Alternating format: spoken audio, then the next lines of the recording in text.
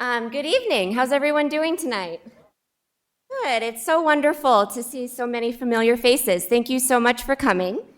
Um, Thank you for joining us as we welcome our featured speaker, Gina Siciliano.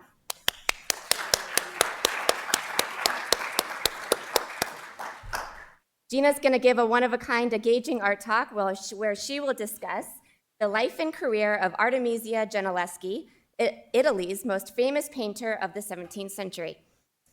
For those of you who don't know me, my name is Rachel Zebro. I'm the Associate Curator of Collections at Phoenix Art Museum. And I want to personally thank you for supporting the museum and deepening our engagement with the art in our galleries and in our collection. Before we begin, I'd like to encourage everyone to turn off your cell phones, please, or put them in quiet mode. We want to ensure everyone has the chance to hear every detail that will be shared with us by Gina tonight. Pictures this evening are allowed, but please make sure your flash is off so as not to disrupt the experience of those around you. To kick off this evening's event, I would now like to welcome to the stage Jeremy Michalezak, our Sybil Harrington Director and CEO, who would like to share a few words. Thank you so much.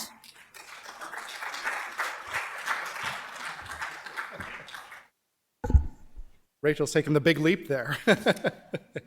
Good evening, everyone. My name is Jeremy Michalezak, and I'm the Sybil Harrington Director and CEO here at Phoenix Art Museum, and we are absolutely thrilled to have you here this evening. And on behalf of the Phoenix Art Museum, I want to extend a warm welcome to Gina Siciliano for joining us today. And this is, as I understand, her first trip to Arizona, so let's give that a round of applause. Welcome. We'll invite you back out in late August, maybe early September. We'll see how it goes then, but thank you so much for being here, to be here this evening.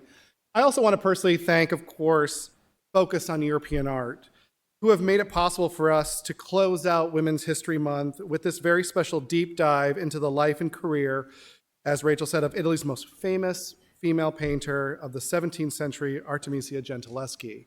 And I want to thank, of course, Focus for their ongoing commitment and support of the museum, as well as European art here at the museum.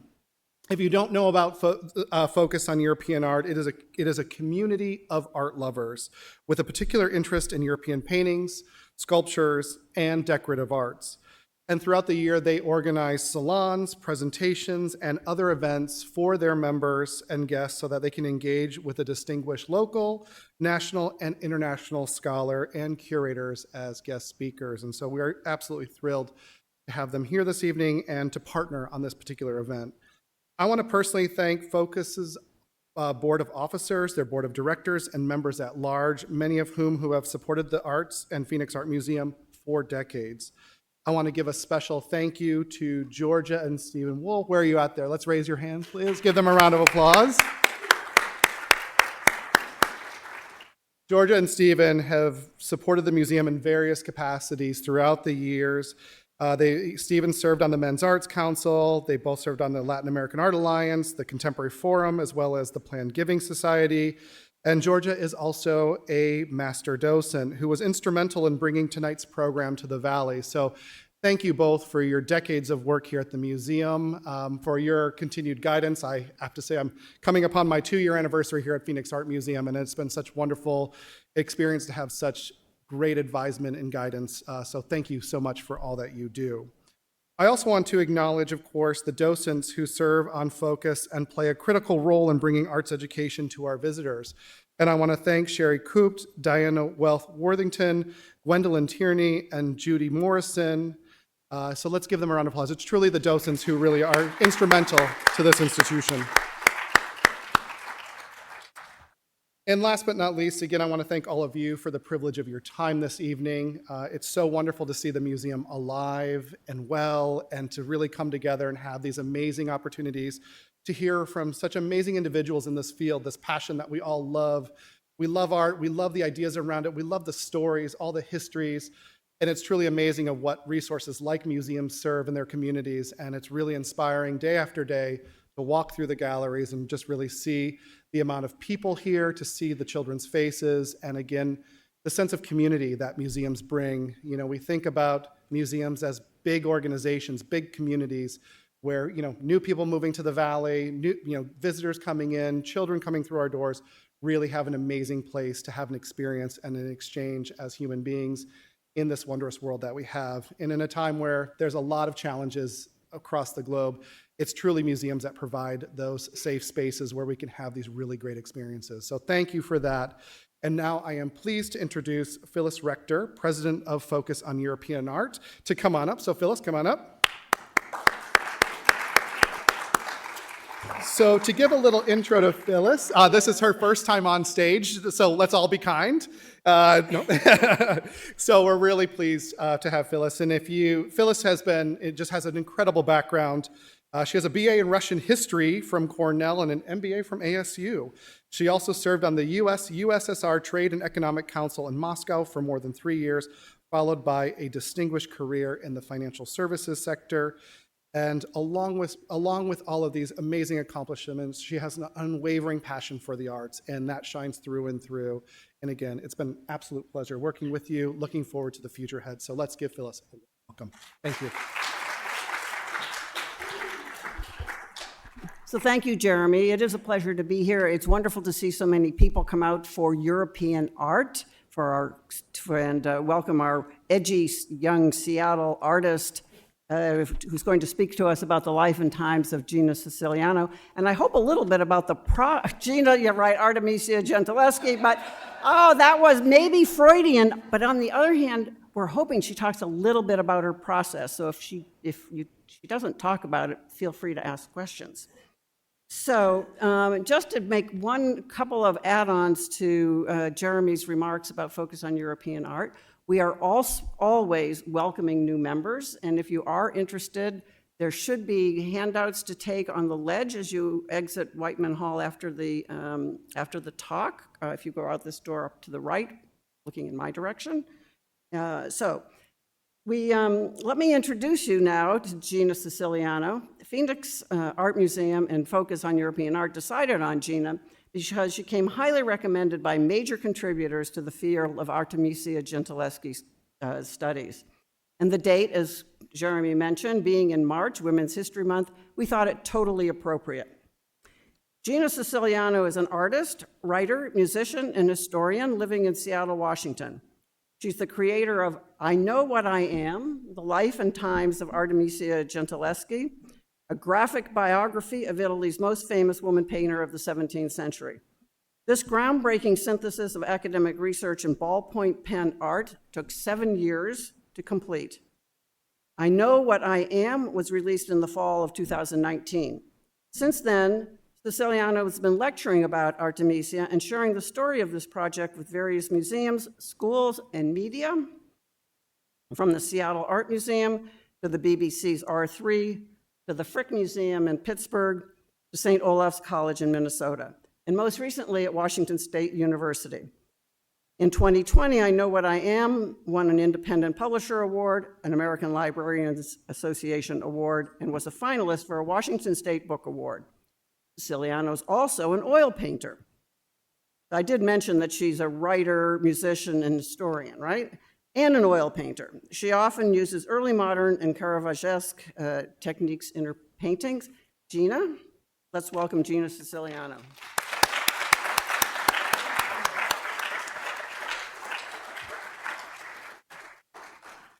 All right, thank you so much for having me. Thank you so much, everyone. Everyone's been so generous. And I'm so excited to get to talk about some of my absolute favorite subject matter. So I'm going to talk for about 50 minutes, and we're going to have question and answer at the end. So please save any questions for the end. I've packed a lot into this lecture. And then I also just want to mention a quick trigger warning. Some of the stuff I'm going to be talking about is pretty intense. Some of the paintings are pretty graphic. I will be mentioning violence against women and sexual assault and rape. If at any point at all you feel uncomfortable whatsoever, feel free to step out or do whatever you need to do to feel comfortable and safe in your environment. And now, without further ado, let's get started. So this is the first image of Artemisia's that I ever saw. This is the Judas Slang Holofernes painting. And I saw this at a basic art history 101, just basic Western European art history course at Pacific Northwest College of Art in Portland, where I was a student in the earlier 2000s. I graduated in 2007. And of course, this painting just stood out to me for so many reasons, as you can imagine. There's just nothing else like this painting at all in the entire canon of Western art. And then we were given just a very basic overview about the painter who painted this amazing piece. We were told that Artemisia was born in Rome in 1593. She was trained by her father, Orazio. Unfortunately, she was sexually assaulted as a teenager by one of her father's friends. And then her father brought the perpetrator to court, and in 1612, there was an 8-month-long rape trial that ensued. After that, Artemisia traveled all over Italy. She even went to England once and had a pretty phenomenal career as a professional painter up until her death sometime around 1655, probably in Naples. So I moved to Seattle after I graduated and got started on this project. And of course, the main question right off the bat is just really like, who is Artemisia?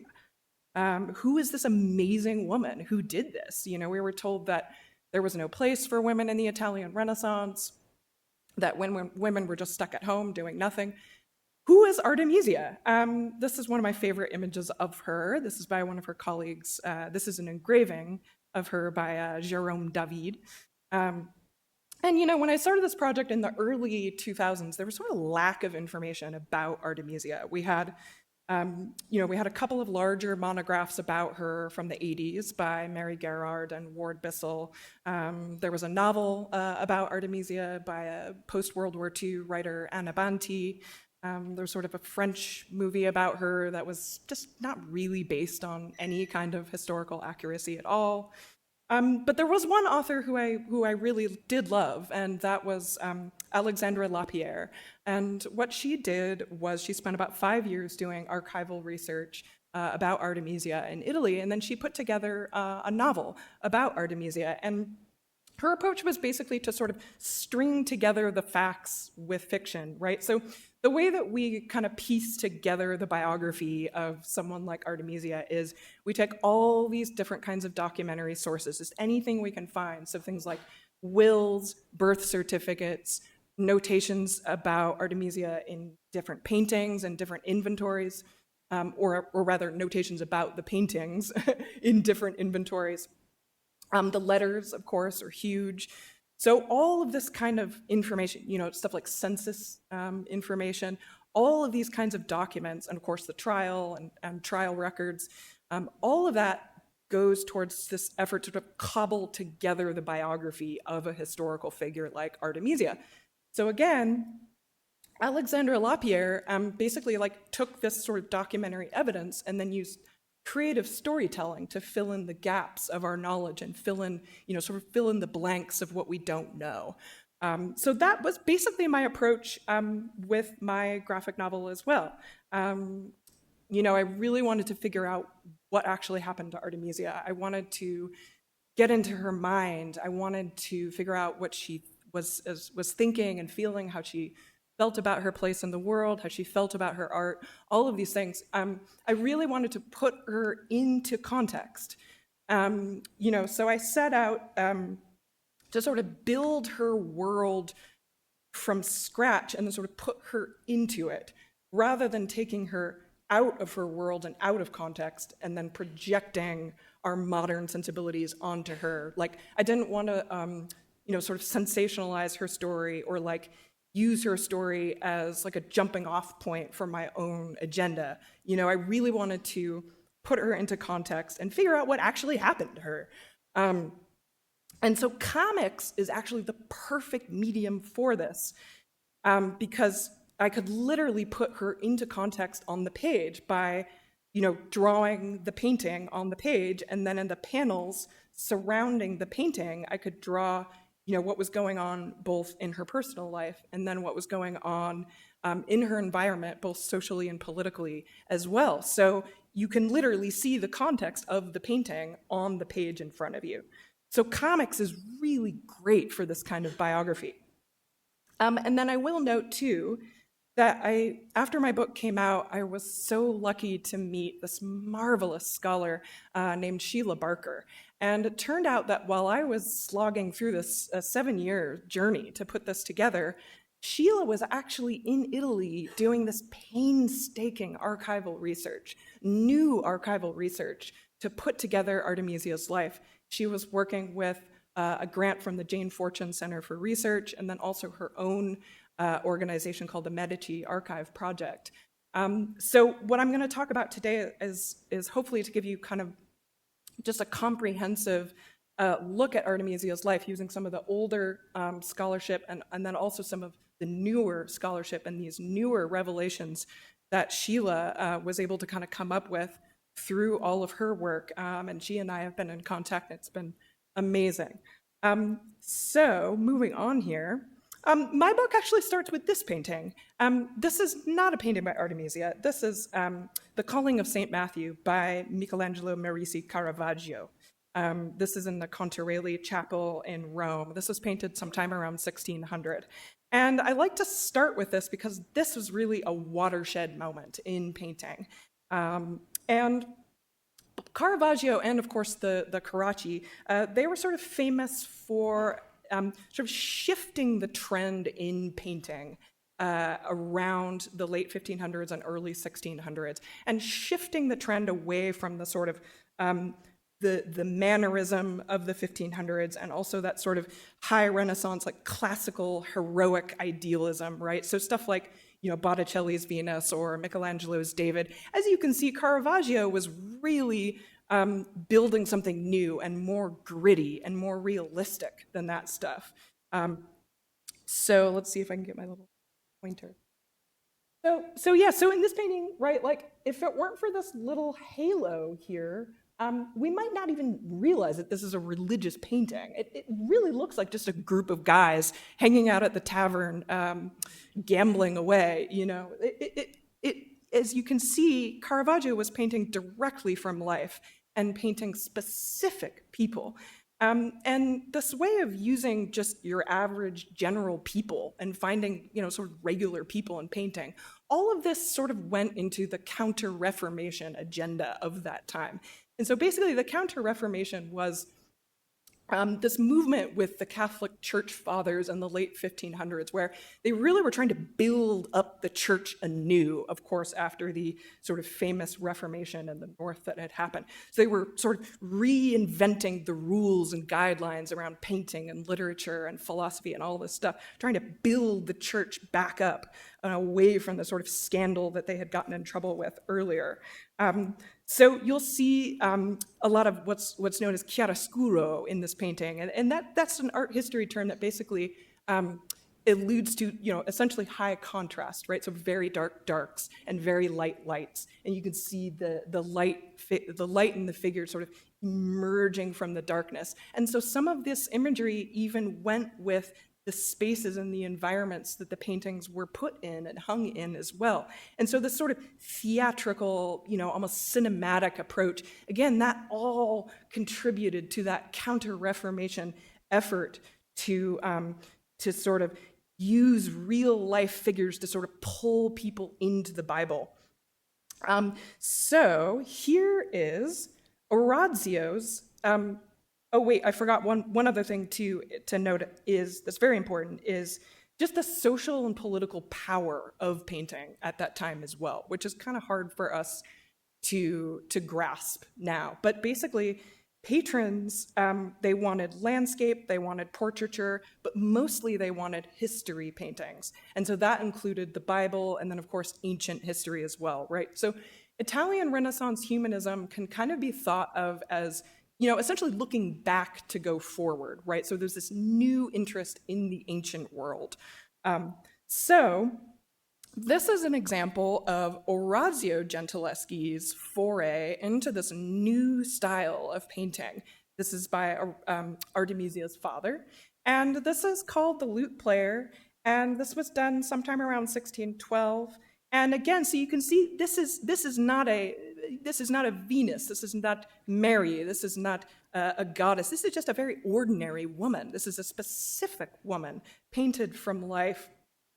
And of course, you can see the influence of Caravaggio so much, like even just this little clutter of musical instruments here and sheet music is very Caravaggio-esque. Even this sort of slanted light up here also harks back to Caravaggio, and even the sort of slanted light that we just saw in the St. Matthew painting that Caravaggio had done. So Orazio and Caravaggio, they were running in the same circles, they were friends, but also kind of frenemies. They got in trouble with the law together. And then moving on, this is Orazio's daughter's first foray into the new style of painting, that new Caravaggio-esque style. This is Artemisia's first signed and dated painting from 1610. This is the Susanna and the Elders. And as you can see, there are similarities to her father and Caravaggio's work, but also this is also very different than their work as well. So I'm going to just give you a brief rundown of the Susanna story real quick, just so you know what you're looking at here. According to the Apocrypha, Susanna was the daughter of a wealthy Jewish lord of Babylon during the 6th century BC. While she was bathing in the garden, 2 older men, the elders of the community, were smitten with her beauty. They attacked her, threatening to tell everyone that she'd had an affair if she didn't fulfill their sexual desires. She resisted, and the elders carried out their threats. She was brought to trial and sentenced to death. At the last minute, another man named Daniel brought the truth to light by cross-examining the elders.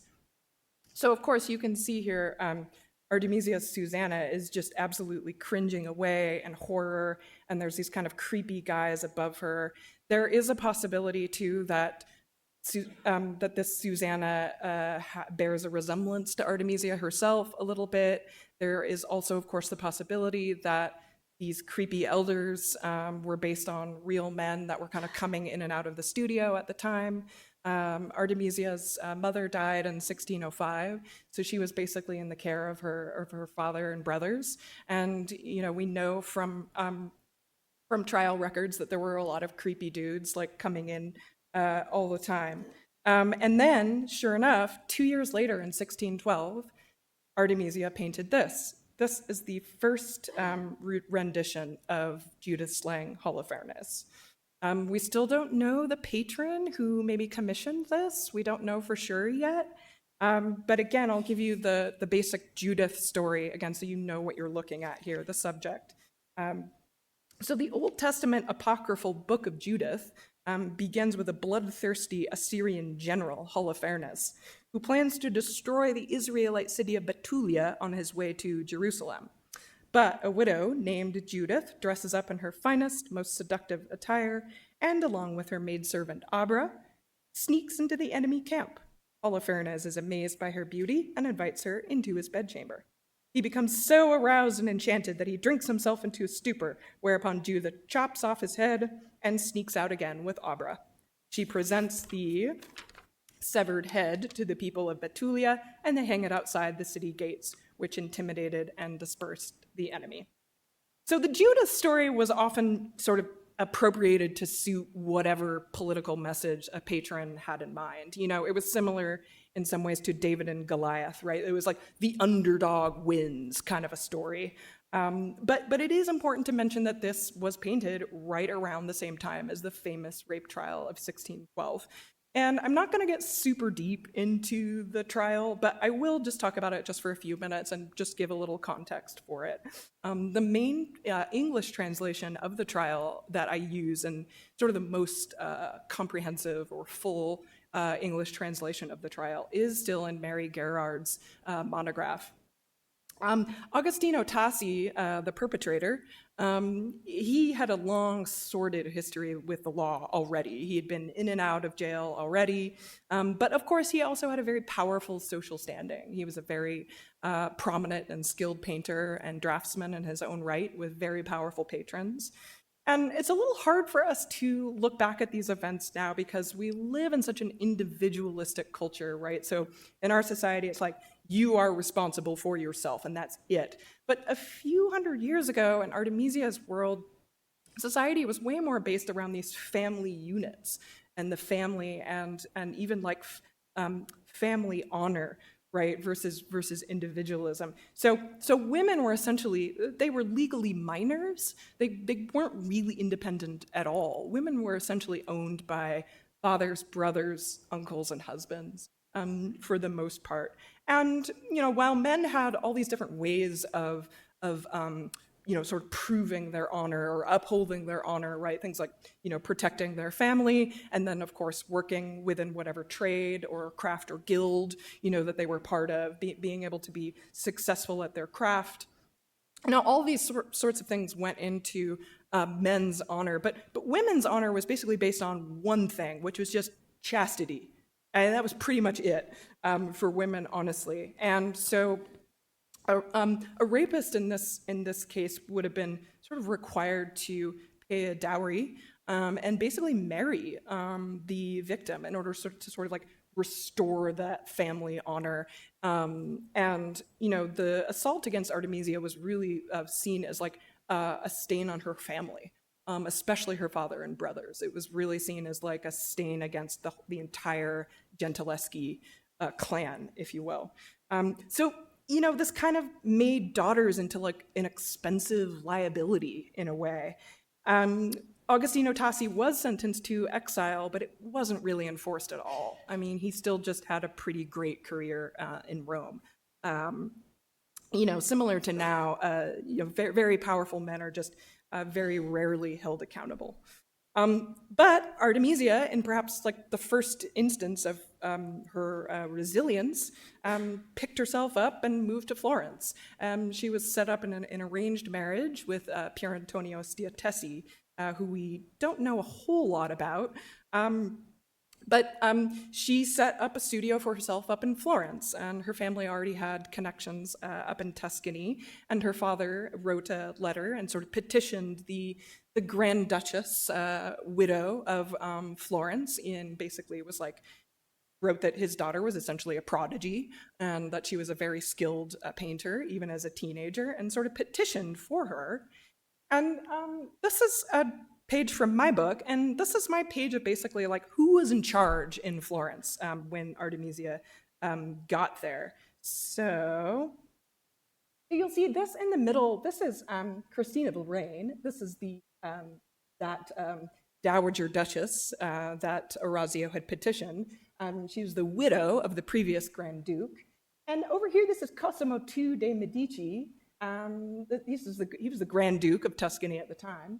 And then this is Maria, his wife, Maria Maddalena of Austria. And so you'll notice, too, that Cosimo is kind of wedged off to the side here. He's kind of squeezed over on the edge. And that's because he was very, very ill for all of his reign. And the sicker he got, the more power his wife and mother assumed.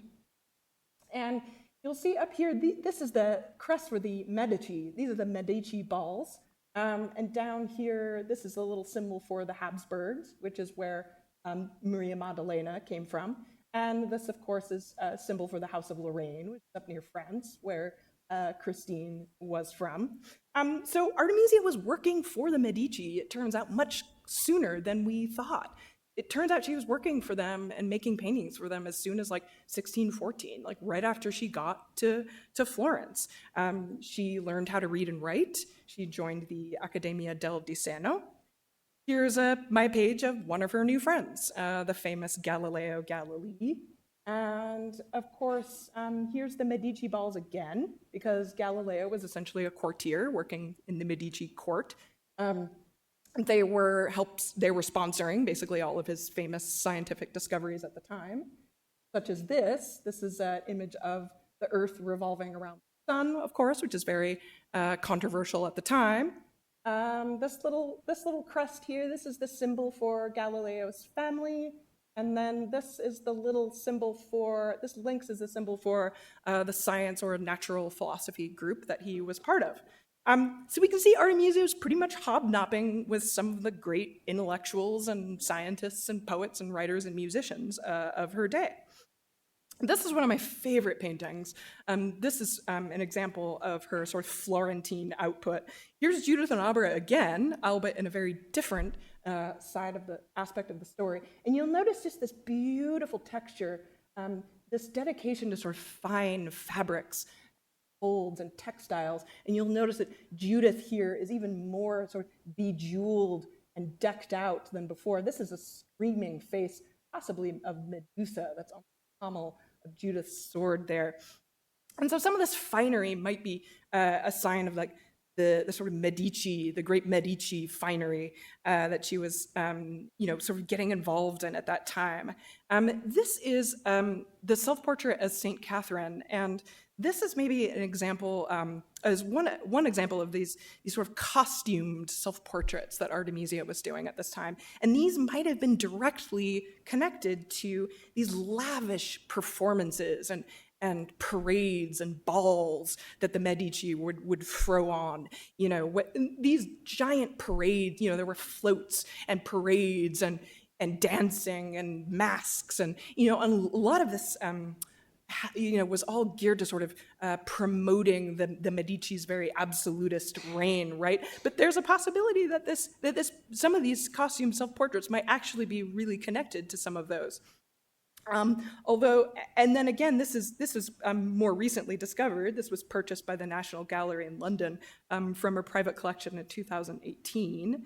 And then real quick, I'll just give you the lowdown on St. Catherine, so you know what you're looking at. According to the legend, St. Catherine was the daughter of King Costas of Alexandria. In the 4th century, she converted to Catholicism, skillfully debating against the pagan emperor Maxentius and his philosophers.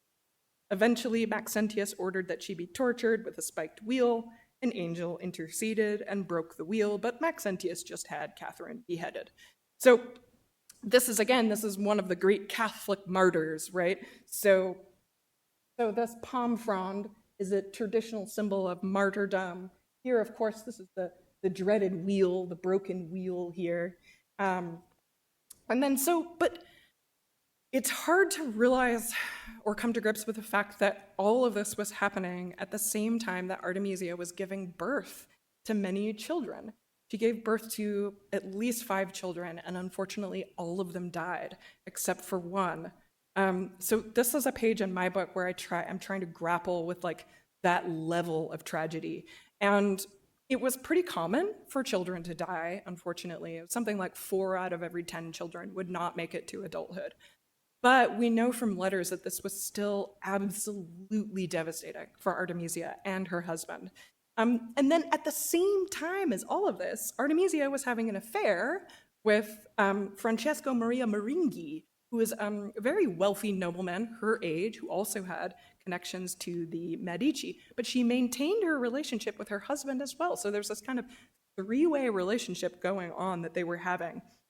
But all of this kind of came to a head around 1620 when Artemisia had to flee Florence and go back to Rome. And there's probably a handful of reasons why she had to leave. Part of it, of course, would be rumors of adultery that would have been kind of scandalous.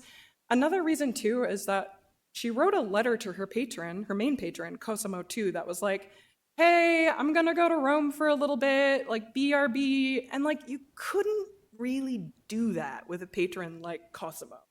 The patron in this sense would be, kind of your protector almost. He's investing in all of the work. He's protecting you. He's promoting you. So you couldn't really just like up and leave your patron like that in that way. So she was kind of in trouble around this time. And this time, around 1620, is also when she painted this. This is the second version of Judith slaying Holofernes. And so obviously this painting was painted, at a time of great duress in Artemisia's life, but it's also important to note the politics that could be connected to this painting. So around the same time, all of this is around 1620, the great Cosimo II finally succumbed to what was probably tuberculosis and died at a very young age. So the incoming prince was not old enough to assume the throne. So Cosimo left the regency to, of course, his wife and mother. This was the first and maybe only time that two women were set up to rule all of Tuscany.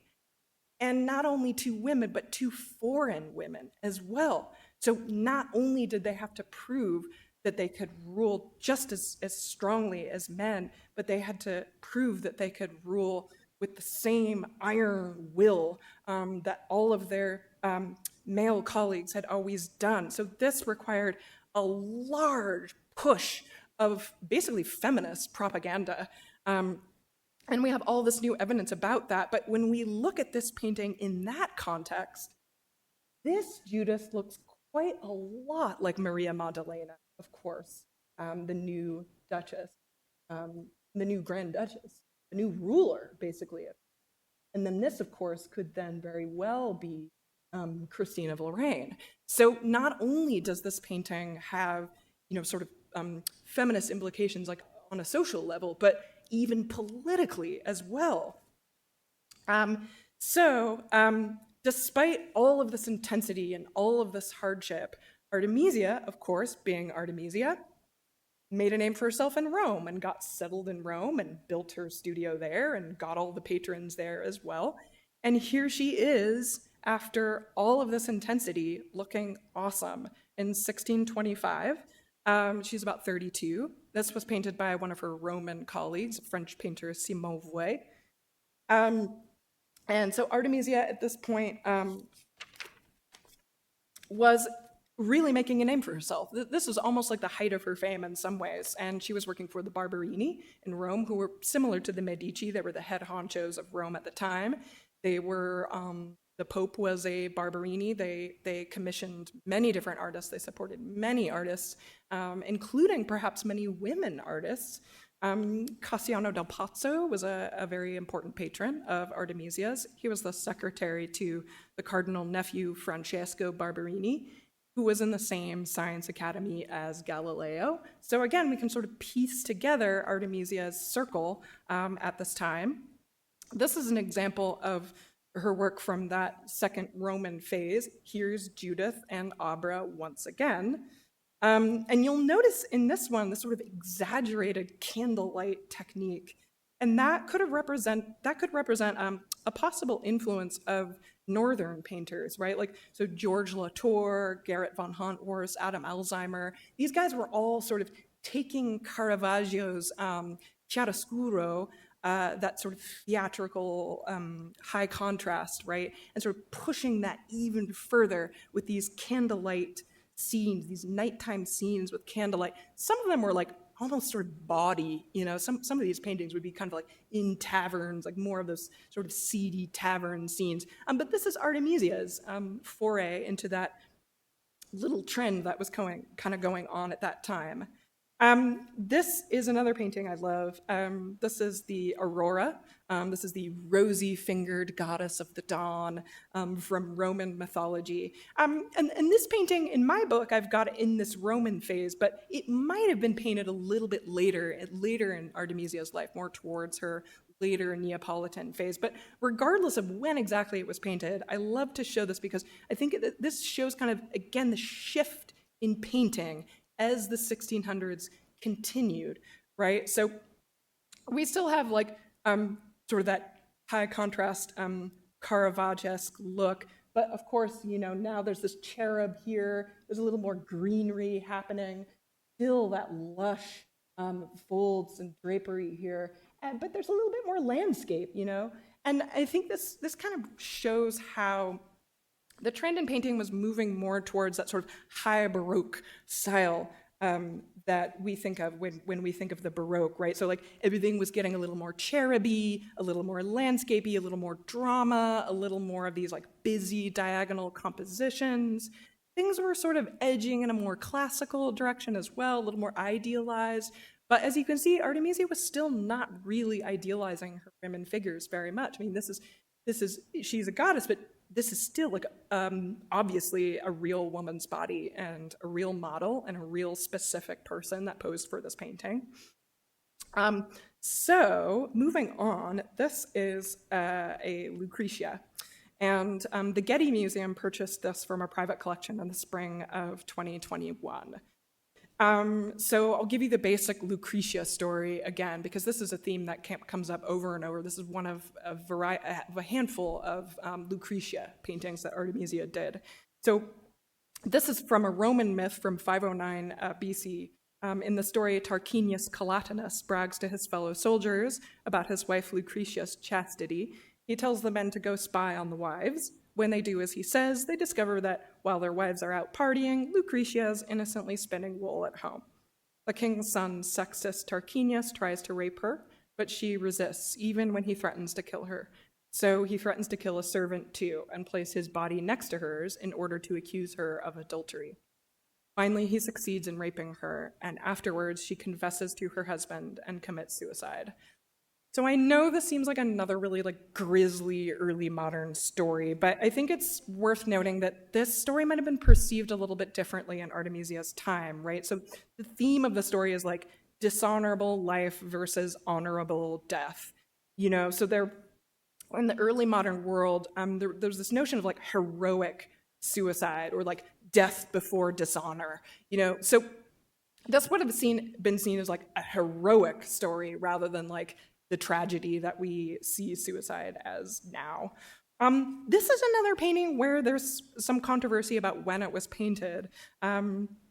This Lucretia is often placed in Artemisia's later period, but some, including some at the Getty, think it may be from her Venetian period.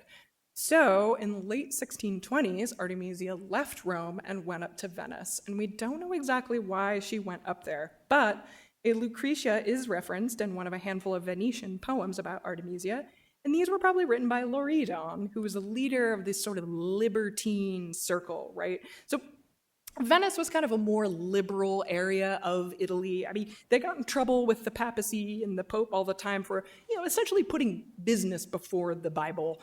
It was a big international hub. People from all over the world were coming through there. In some ways, Venice is sort of seen as the gateway between the East and the West. There was this whole merchant class up there. So there were opportunities for artists. And then, there were these little informal academies that were coming up that were basically just groups of intellectuals debating about all these different issues of that time, including the Querelle de Femme, which is essentially a debate about women, essentially a debate about the roles of women. Some of the things that they were arguing about were not completely different than our contemporary debates about feminism and the roles of women.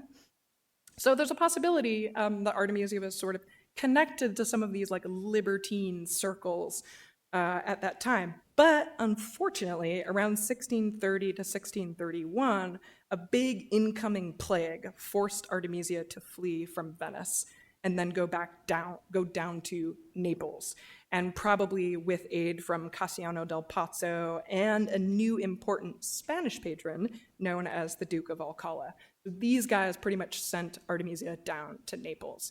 Naples at that time was just this huge, crazy metropolis. All of southern Italy was ruled by Spain, of course. Naples was ruled by a series of Spanish viceroys. This is one of the largest, most hectic metropolises of all of Europe, right? I think only Paris and London were about the same size as Naples. And we know from letters that Artemisia found it very expensive and very dangerous and difficult to live there. But of course, there were a lot of opportunities for painters, so a lot of them were going up there. This is a page from my book. This is kind of like the entry to Naples. This page sort of symbolizes Artemisia's entry to Naples. So here are some of her colleagues. This is painter Massimo Stanzioni and Bernardo Cavallino. So these guys were studying with Artemisia, learning from her, hanging out in her studio. Stanzioni, you'll notice, is a little older, and then Cavallino sort of represented this kind of younger generation of painters that were studying with these masters like Artemisia and Stanzioni. And then behind them here, I've drawn This is Stanzione's painting of the Massacre of the Innocents back here. This is another really like grisly, horrific biblical story. But I like to put it back here because I think it might even foreshadow some of the very real violence against women and children that was happening at that time, and even within Artemisia's circle of artists there in Naples. And I get into that a little bit more in my book. So here's an example of Artemisia's Naples output from the 1630s, and this is one of example of these like huge collaborations that Artemisia was starting to get involved with. This is one painting out of a series of paintings.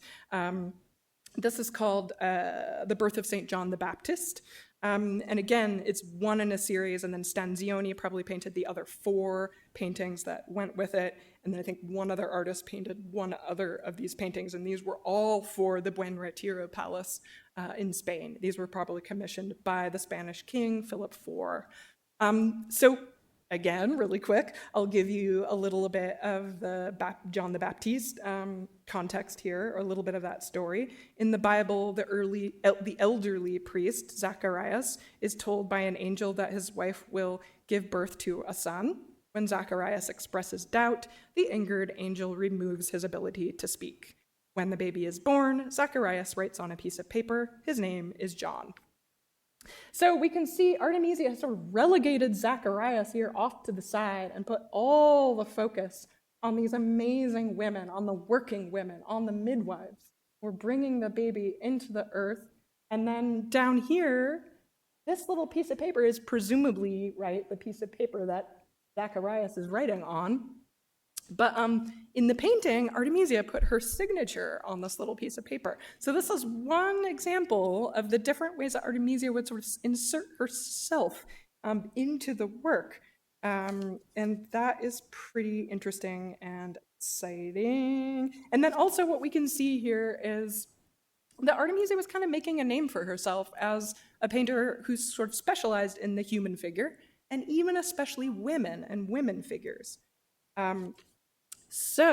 But then in the late 1630s, Artemisia ended up going all the way over to London, England.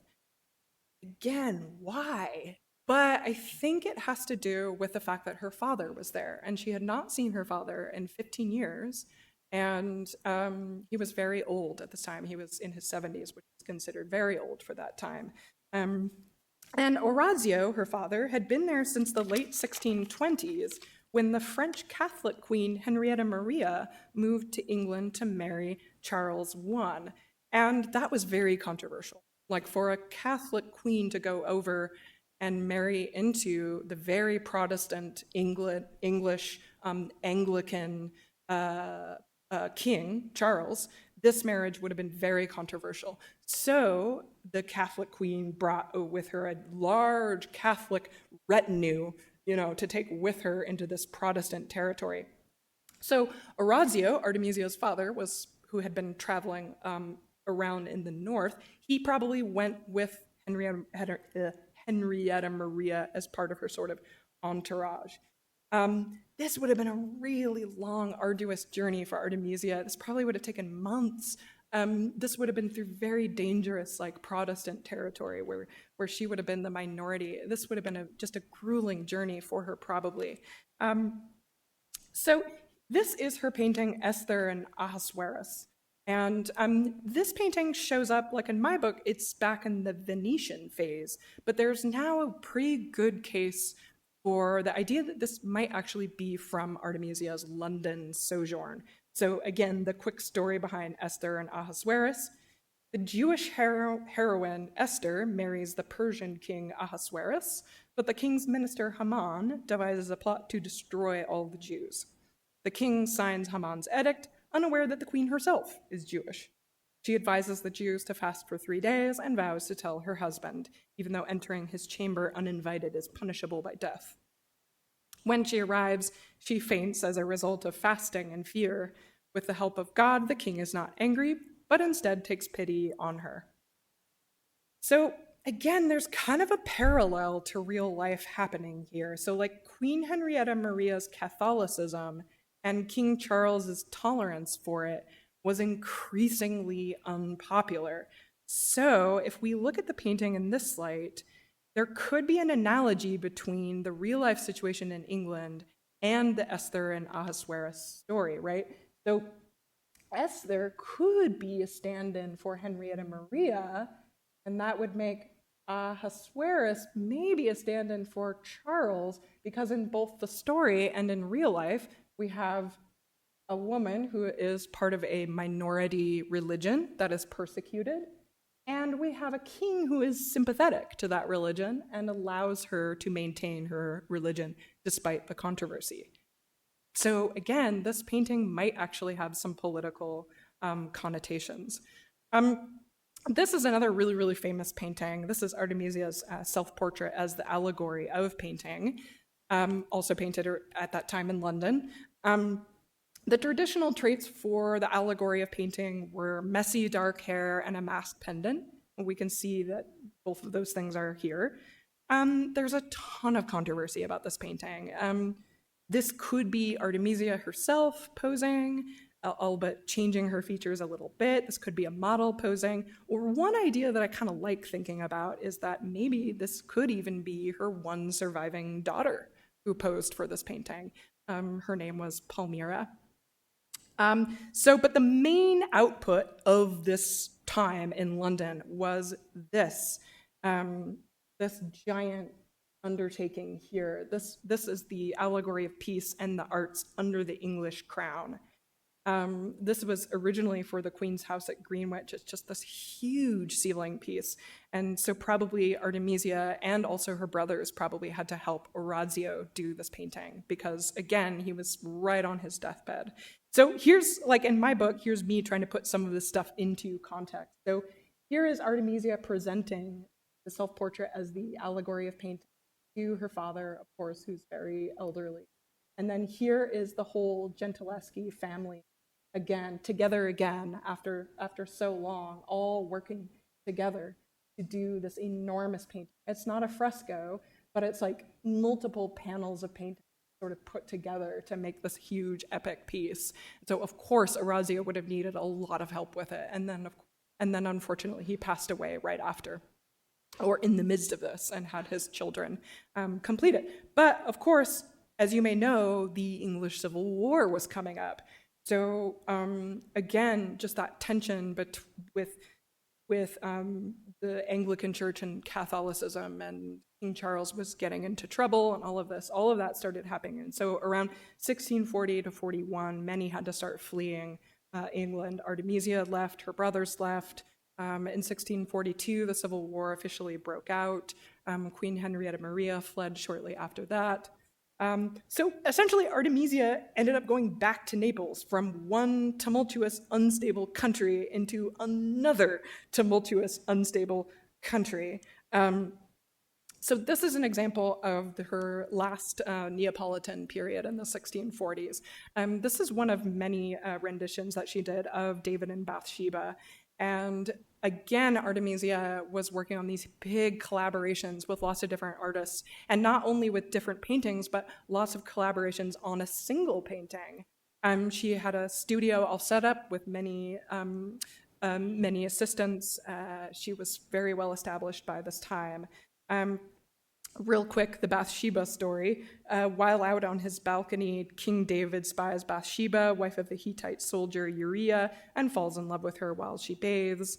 David eventually sends Uriah further into battle where he dies, enabling David to take Bathsheba for himself. So once again, we see Artemisia has put the women front and center, including even the maidservants who are taking care of Bathsheba here. And then way in the back in this balcony, we can see King David kind of spying back there. And so for this piece, it's likely that Artemisia's colleagues helped. So Viviana Cadazzi was sort of famous for landscape and architecture painting. So he may have done some of the structure back here. And then Artemisia's other colleague, Domenico Gargiulo, who is also known sometimes as Mico Spadaro, he was famous for larger landscapes and then lots of small figures within the landscape. So he may well have had a hand in this. greenery and landscape, and even some of these smaller figures and details might have been by Gargiulo. So now, this is another example of Gargiulo's paintings. So you can see again that style of a larger landscape with lots of smaller figures. This is called The Murder of Don Giuseppe Carafa, and it's an episode from this giant violent uprising that happened in Naples when Artemisia was there.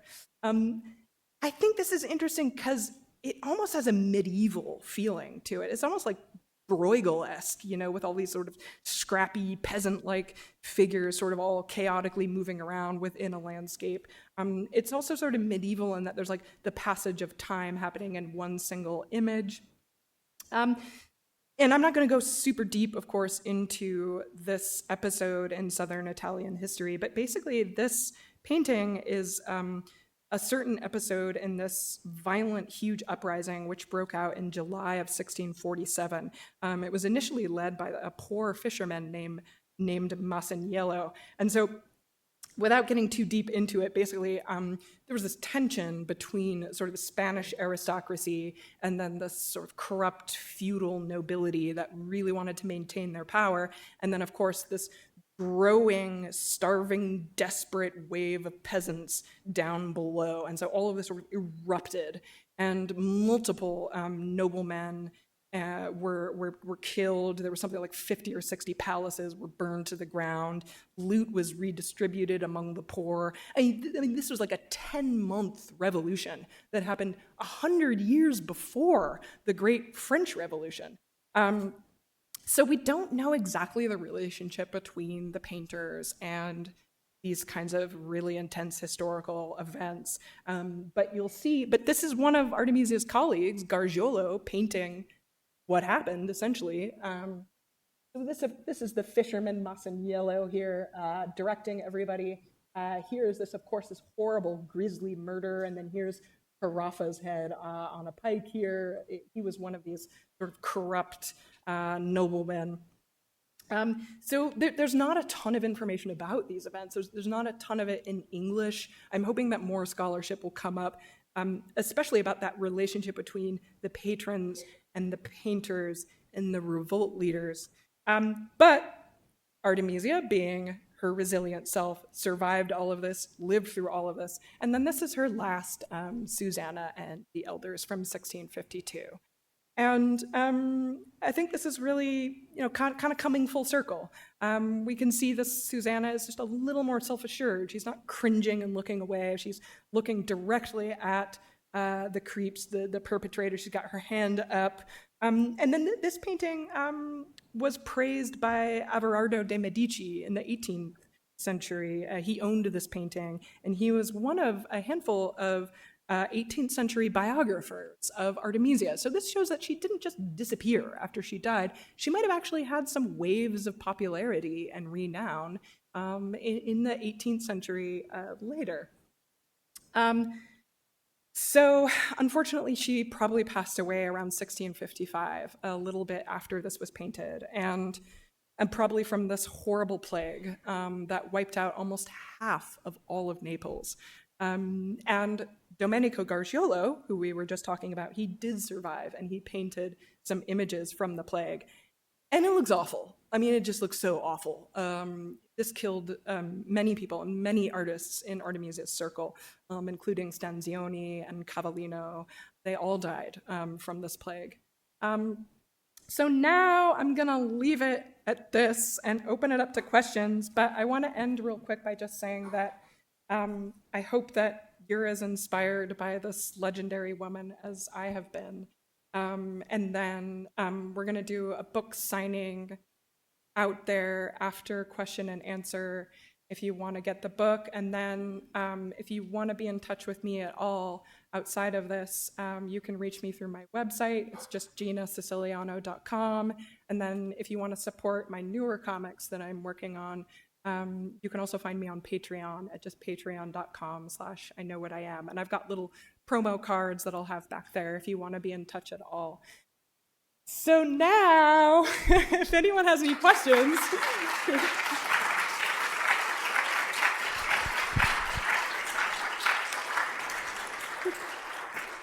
I know that was kind of a lot. Thanks for sticking with me.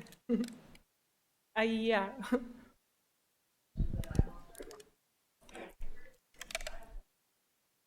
Oh my gosh, I'm so glad you asked that. And it's so crazy because I just wrote about that on the Patreon, and I wrote about it because no one has asked me that. So I just pretended that someone asked me about it.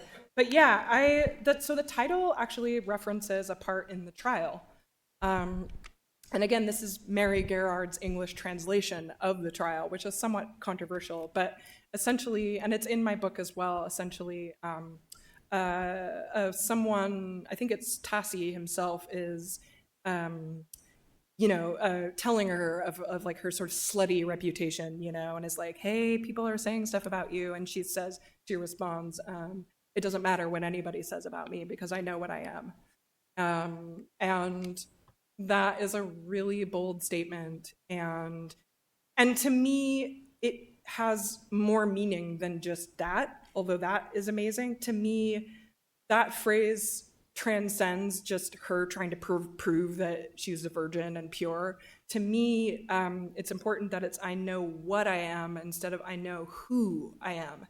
To me, that difference is like about how Artemisia is no longer just a who, she's now a what, right? So she's not just a person anymore. She's sort of transcended that and become this kind of larger than life symbol. She's now not just a who, right? Like not just a person, but like a feminist icon and like a big symbol. So she's like a what now, if that makes sense. So the title has multiple meanings. Yeah.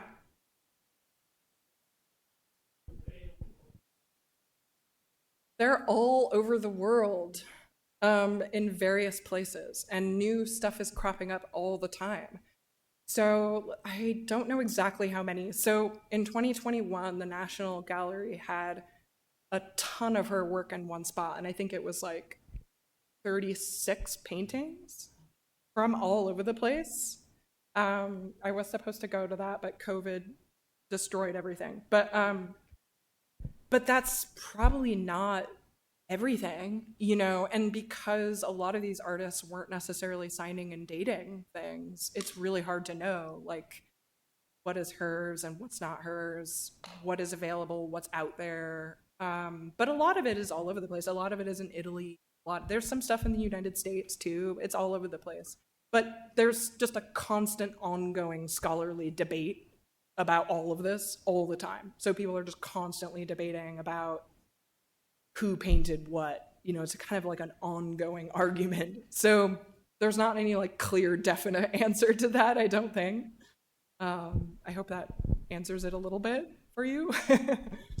I have a question about the period itself. Wait, where are you? Who's talking? Sorry. Oh, there you are. Okay. Yeah, sorry. Oh, hi. I was noticing that in the paintings, the women that she painted, the nudes she painted, were very realistic. Was it advantageous for her being a female painter at that time? Because wasn't it more likely that a lot of the male artists did not have live female models? Yeah, I mean, you're right. But, well, so there's like the rules, and then there's like Caravaggio, right? I mean, he was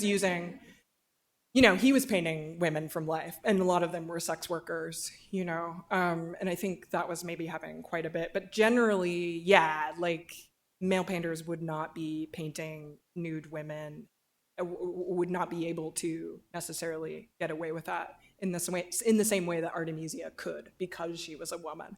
So yeah, I think she was capitalizing on that. I think her ability to paint women as a woman was definitely advantageous, for sure, for that time. But she did paint men too. I mean, she did. It's just maybe not quite as much. But there's tons of controversy about all of that as well. Like that's just part of the debate as well. Yeah, maybe this person over here.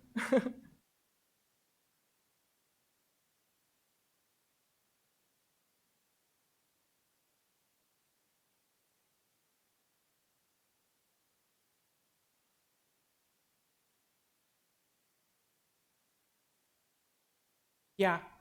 Determined. Yeah.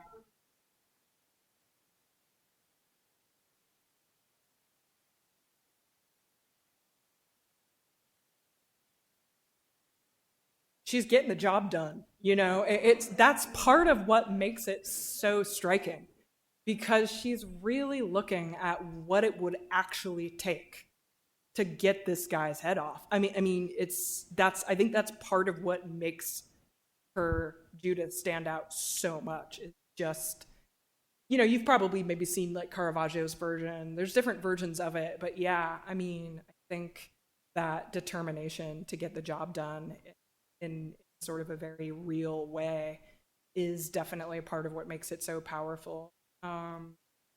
Yeah, and certainly that really brought me into that painting for sure. Um, but I don't know, like what Artemisia had in mind. I mean, initially it's like I kind of could recognize that face as just like being really fed up with, everything. And I mean, I can identify with it, right? But I don't know exactly what drove her to do that. And again, we just don't even know the patron that commissioned that first version of it. So, but yeah, it's part of what makes it stand out for sure. Yeah.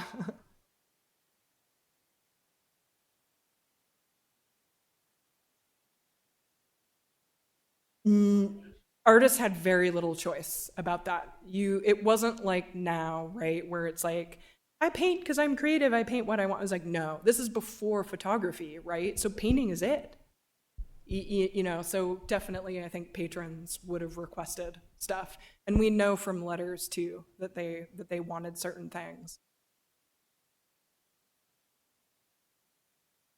Yeah, I mean, very likely somebody commissioned that first Judith. Like, very likely someone was like, "Will you do this?" But again, there's mystery there too, But certainly it was not like now. I mean, it was a job, okay, and it was a business. Again, it was political, the painting. That's not like now. Painting had like very real political power. So a lot of these patrons, they were trying to the art to promote themselves and show off their wealth, and for a lot of different like social and political. So, but yeah, I mean the mystery continues. You're standing here like maybe we should wrap it I up. think that we have time for One question, more. because otherwise we need to do books. Yeah. Anybody else have any last thing? You can always ask me later or get in touch later. No? All right.